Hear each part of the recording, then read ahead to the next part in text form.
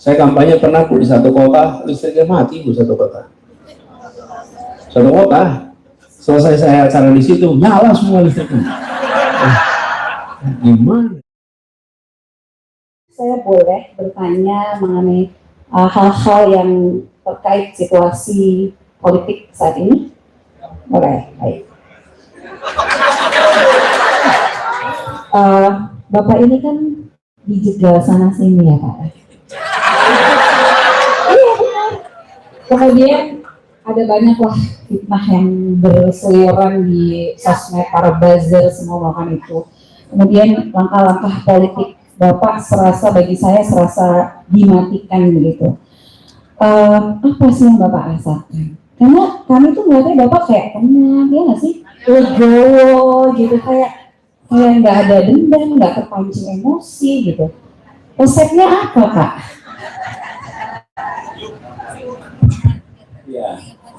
Iya, ini Bapak Pendeta. Jadi banyak yang jaga-jaga ya. Banyak yang jaga ya. Jadi kalau kita ini menjalani ini semua, sekalian, saya terlibat di dalam kegiatan kemasyarakatan dan kegiatan usaha yang disebut kegiatan politik, itu bukan hal yang baru, dikerjakan dari dulu. Dan di dalam perjalanan itu ada yang mendukung, ada yang tidak mendukung, ada yang suka, ada yang tidak suka. Bagi saya, suka atau tidak suka itu urusan perasaan yang bersangkutan. Jadi kalau ada yang tidak suka pada saya, itu urusan dia, bukan urusan saya. Jadi saya tidak perlu pusing dengan apa yang dia rasakan. Yang penting saya melakukan hal yang baik, hal yang benar untuk semua, suka atau tidak suka yang bersangkutan. Jadi dengan begitu relax saja. Jadi ketika saya tugas di Jakarta, saya merasakan juga Bu, datang di tempat-tempat yang masyarakatnya mungkin dulu tidak memilih saya. Datang di tempat-tempat yang masyarakatnya memilih saya. Dan ketika di awal, memang unik Bu, datang di tempat yang semuanya mayoritas tidak setuju dengan pilihan mayoritas Jakarta ya. Itu ketika datang adem betul Bu. Anyap gitu. Kalau datang ke tempat yang setuju, kayak tadi itu ramai gitu kan ya. Nah, saya tidak menganggap senyap itu sebagai sesuatu yang dihindari. Saya datangin aja, nggak apa-apa, jalan. Dan setelah jalan berapa bulan, semua berubah. Kehangatan itu ada di mana-mana. Jadi tidak kok kemudian permanen itu tidak. Nah, itu yang dengan masyarakat. Bahkan saya ingat di masa-masa awal itu, karena selesai pilkada pilkadanya sebetulnya tenang-tenang aja Jakarta itu, sosmednya yang ramai, itu ya. Kalau ke TPS, ya ada yang milih A, ada yang milih B, tapi tenang kan?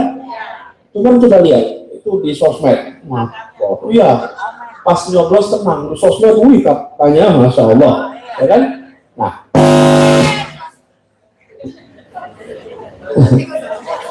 itu yang namanya buzz, itu begitu. Buzz itu begitu. Kalau orang yang namanya buzzer gitu. Nah, mana tadi ya? Nah, soal pencegahan. Selama saya tugas di Jakarta, saya tugas di Kementerian, banyak sekali tantangan yang ada. Ketika Jakarta utama, kenapa? Karena ketika di Jakarta sering ada persepsi dari sebagian orang yang berada di pemerintah pusat bahwa Jakarta ini seakan-akan oposisi. Padahal tidak ada yang namanya oposisi. Kami ini pemerintah provinsi. Kebijakan yang kami buat adalah kebijakan yang mendasarkan kepada prinsip keadilan. Itu satu. Yang kedua, sesuai undang-undang. Kan tidak mungkin kebijakan dibuat tidak sesuai itu semua. Jadi, nah, tapi tantangannya ada, karena ada perbedaan filosofi. Seperti misalnya ketika COVID. Ingat ya COVID ya? Ketika COVID, kita melakukan kebijakan, kami memandang penting untuk melindungi rakyat Jakarta dari ancaman. Dan itu langkahnya lebih agresif, 1, 2, 3. Sementara di pemerintah pusat cenderung lebih relax. Nah, perbedaan-perbedaan itu, Bapak sekalian, yang seringkali kemudian muncul dalam bentuk yang disebut sebagai apa ya, tekanan dan lain-lain. Nah, saya menyikapi itu semua ini aja. Kalau yang kita jalani itu benar, tujuan kita baik, insya Allah Allah akan berikan jalannya untuk bisa berhasil.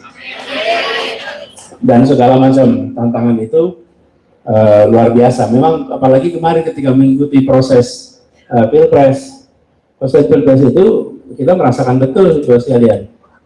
Partai yang mengusung, setelah mengusung saya, macam-macam cobaan dihadapi. Betul ya? Macam-macam dihadapi. Tapi juga publik jadi menilai. Ini yang benar yang mana nih sebetulnya? Kampanye sama. Saya kampanye pernah di satu kota, listriknya mati satu kota. Satu kota, selesai saya acara di situ, nyala semua listriknya. Gimana ya cara turnya ya, gitu kan? Supaya bisa nyala semua, mati semua. Pernah ada satu kejadian di sebuah kota, ini unik nih. Kami mau ada kampanye di situ, lalu semua gedung itu disewa di hari itu, habis gedungnya. Jadi bukan dilarang, habis gedungnya. Jadi karena habis gedungnya, tim di daerah itu akhirnya cuma dapat gedung pernikahan. Gedung itu memang khusus untuk pernikahan. Yang punya adalah pemilik jasa rias pengantin. Jadi mau betul-betul gedung nikah nggak pernah dipakai acara-acara diskusi, nggak pernah. Yang ada itu, jadi didatangilah ke situ. Sampai ke sana ternyata saya juga baru tahu Pak, gedung resepsi itu lebih mahal daripada gedung konferensi. Bener ya? Mahal tuh harganya. Jadi panitianya, waduh mahal bener nih. Tanya bisa nggak diskon? Wah kalau diskon jangan sama saya, sama pemiliknya. Siapa dikasih tahu namanya, datanglah ketemu sama pemiliknya. Lalu panitianya bilang, Pak boleh nggak kita dapat diskon? Terus nanya buat acara apa? Acara nanti kampanye indoor, ruang tertutup. Siapa? Nanti Pak Anies yang datang ke sini. Oh ya, ya udah gratis. Kenal. Jadi pelajarannya apa? Dijaga-jaga itu sabar. Insya Allah hikmahnya nanti muncul. Ya.